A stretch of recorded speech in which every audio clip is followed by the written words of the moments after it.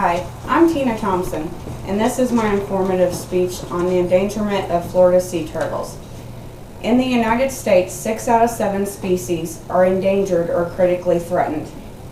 In the state of Florida alone, there are 5 different species of sea turtles that are found in the warm coastal waters and nesting on the beaches.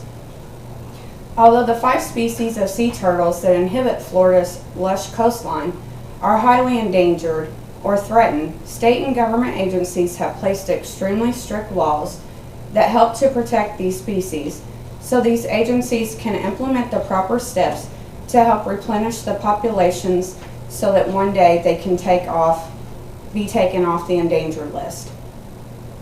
I myself, owning a vacation home along Florida's coastline, has directly seen the effects of the environment and people's actions towards the livelihood of the sea turtles firsthand.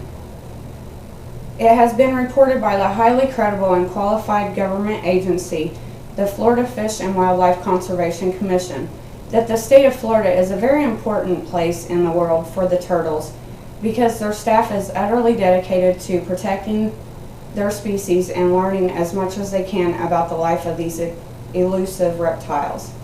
Today I'm here to share with you the different species of turtles that are native to Florida's coastal waters, how critically threatened their populations are, and what factors are contributing to their endangerment. Now that we have these points in mind about the seriousness and endangerment of their species, let me share with you exactly what is threatening the lives of these captivating animals. As defined by the Florida Fish and Wildlife Conservation Commission, the 5 species of turtles listed as endangered are the loggerhead, green, leatherback, Kemp's Ridley, and the hawksbill. The most common sea turtle found in and around Florida is the loggerhead, and their nests make up about 90% of all loggerhead nests in the United States. The Kemp's Ridley species is the most endangered turtle on the list, and also the rarest sea turtle in the world. Even though this species is smaller than the other species, it is known to be very tenacious. The leatherback species is by far the largest species of turtle and can average 6 feet in length and weigh between 500 and 1,500 pounds.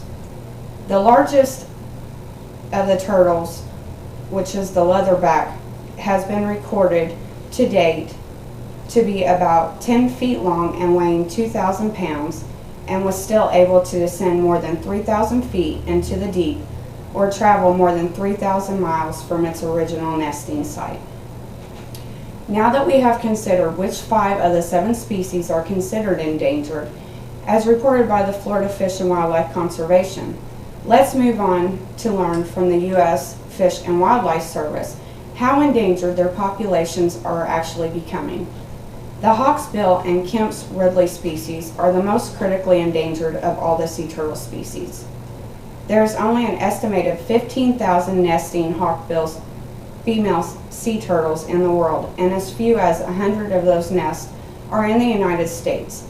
And the Kemp's Ridley have been reported to have only 3,600 to 6,000 nests left in the world. The green and loggerhead species have the largest population of all of these 5 species. The green turtle has an estimated 1,100 nests in Florida, but is more commonly nesting in Australia, where it has recorded an amount of 20,000 nests, and the loggerhead species produces anywhere from 68,000 to 90,000 nests in the United States annually. The leatherback species, as we know to be the largest species of sea turtle, has an upward of 26,000 to 43,000 nests annually, with only about 124 nests in the United States, where only 35 of them are found in the state of Florida. Next, let's take a look at a few facts I have learned from the National Oceanic and Atmospheric Administration to be contributing factors for the endangerment of these sea turtles. There are many reasons for the decline in the population of these species, which includes being entangled in nets, fishing line, and traps put out by the fishing industries.